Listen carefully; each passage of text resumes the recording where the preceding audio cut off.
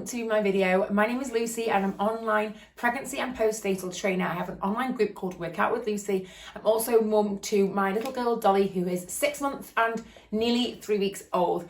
So today's video is about the miscarriage I had in 2021. So if this is something that you don't want to watch, something that's going to trigger bad experiences within yourself, then please don't watch this video.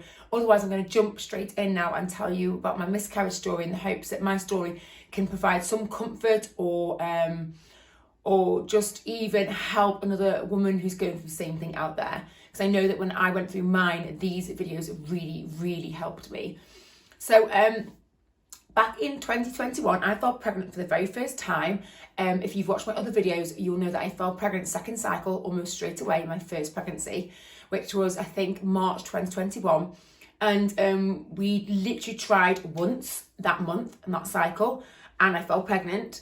And although I always knew I wanted children one day, the emphasis is on the phrase one day. I just don't think maybe for some women you ever feel ready. Like, I always knew I wanted to have children one day. I just thought that day would come where I would just be yearning to have babies. And I've been married for a year, and I just thought to myself, do you know, I'm 33 now, I think nearly 34. I was 34. I just thought to myself, you know, enough is enough now. Better crack on. I'm not getting any younger. So we tried, and I fell pregnant literally straight away.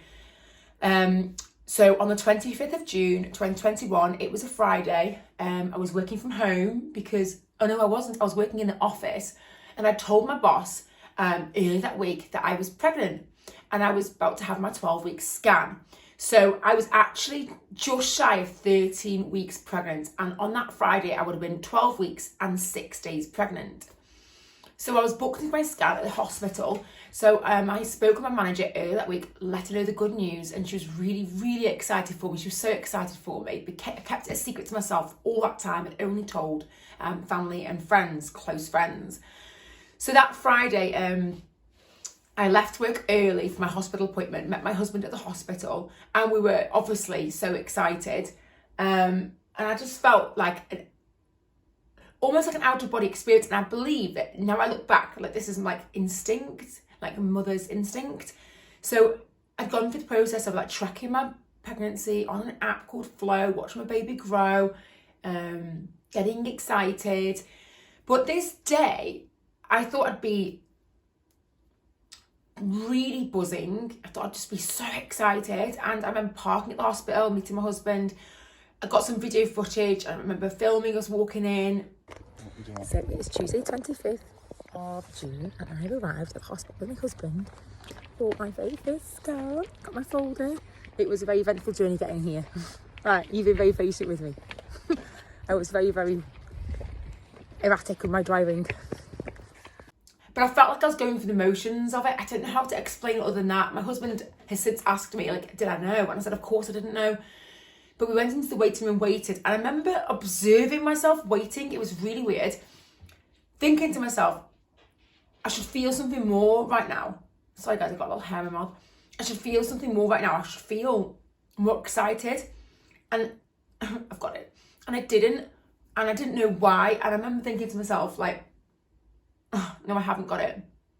And I remember thinking to myself, I'm not going to see my baby right now. I know I'm not going to see my baby, and I don't know why I thought that thought.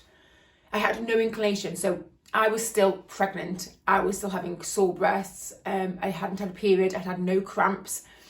I had all the symptoms of pregnancy and no symptoms of miscarriage at this point. So we're in the waiting room about to go in. And I remember taking my husband's hand, we were walking in, and I remember acting excited outwardly, but inwardly, I felt just, it sounds really weird to say, it's a sense of calm. It's like my body had already understood and processed, and my mind had already kind of accepted it without me even knowing. I've never explained that to anybody before, and I don't know how quite to explain it now. But anyway, we went in the room, and unfortunately, when she put the ultrasound to my tummy, it showed an empty sac. And my husband straight away knew something was wrong, and she said to me, I'm going to do a vaginal scan instead, if that's okay. So it's internally through the vagina. I said, no, it's fine. So I got changed behind a curtain, and then she used a probe And that's usually very accurate for very early pregnancies. But by this point, I knew I should have been 13 weeks pregnant, so I knew she should have been able to pick up a heartbeat in a baby using the regular one. And unfortunately, it did still show like an empty sac, and there was a tiny cluster of cells at the bottom. And she just said, "I'm so sorry, there isn't a baby." And she said, we'll be in contact to discuss kind of, the next steps. And then she said, "Do you want your folder still?" Because I had a maternity folder. And I remember just saying, "Yes, I do." And I took it because I just wasn't quite ready to accept it. Then, of course, right at this point, my husband was just in tears. And we're both so upset. And we get in the car. And I'd done a lot of research on everything pregnancy prior to this happening. And I'd already read so many stories about women who'd had miscarriages. And I remember thinking, I am so sad that's happened to them. I'm so glad that's not happened to me, because I was like 8 weeks, 9 weeks, 10 weeks. So anyway, we went straight to my husband's sister's house and grieved with her there. And I had to tell my boss, who then had to tell, I had my sister, Jenny, who then rung all my other sisters and told them. So I want to backtrack a few things. So I did tell my friends and my family and close friends I was pregnant. The reason for that was I was excited. But also I remember thinking to myself, what is this old-fashioned thing where you just don't tell people you're pregnant who are closest to you, because in case you lose your baby? Like, if you lose your baby, surely you want those closest to you to be able to support you. I understand not everybody will think or feel that way, and that's absolutely fine. But I don't think you should keep it a secret, because you shouldn't tell people. I'm so glad I told my sisters and my brother, because then they were able to support me and look, and just really make me feel so loved and comforted.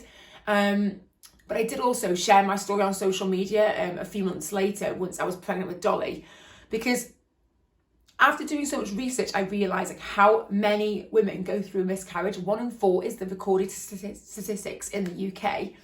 So that means it's probably going to be a lot more than that. I spoke with my nurse about it and doctor, and she said it's probably a lot more than that, because I know women who get a positive pregnancy test, and then before they even have had a doctor's appointment, a booked doctor's appointment, they actually have a miscarriage.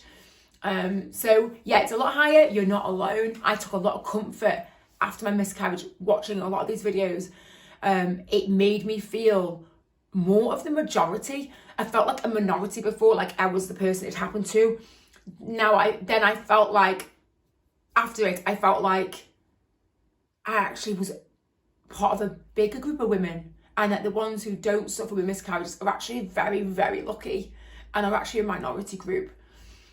So I'm not going to go into what happened after miscarriage with regards to the procedures I had. I'm going to do that in a different video. But one thing I wanted to cover in this video is I did want to cover what miscarriage I had. And I had what was called embryonic pregnancy, or a miscarriage. Another term is a blighted ovum. So all not very nice terms.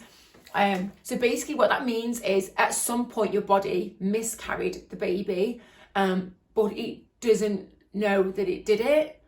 So they say it happens around 5 to 7 weeks, but there are no signs of a miscarriage, no bleeding, no cramps. Your HCG levels, so the levels that tell that you show your body's pregnant, they were still high. So I would have still tested positive on a pregnancy test. So your body doesn't know it's pregnant. It's a bit cruel really, because I got to, like, say 13 weeks and didn't know. So it did mean that when I was pregnant the second time round, I did actually book an early scan at 8 weeks, because I just thought I'd rather know earlier than later, and be able to process it. But if I can give you any comfort, it is that you're not alone. A lot of women go through this more than what you may realise. And if you ever want to reach out, I'm happy to give you any, I guess, like what happened to me. I was able to help so many women who reached out to me on DMs. It was really nice for me to know that my unfortunately sad and negative experience was actually able to help other women in processing through theirs. So hope you guys enjoyed the video, for the comfort it may have given you, the realization that you aren't alone. And if you are wanting to find out what happened next, then keep an eye out for my second video after this one, which will be procedures and decisions I took after my miscarriage. All right, guys, see you in the next video. Thanks for all your support, and don't forget to like and subscribe. Bye.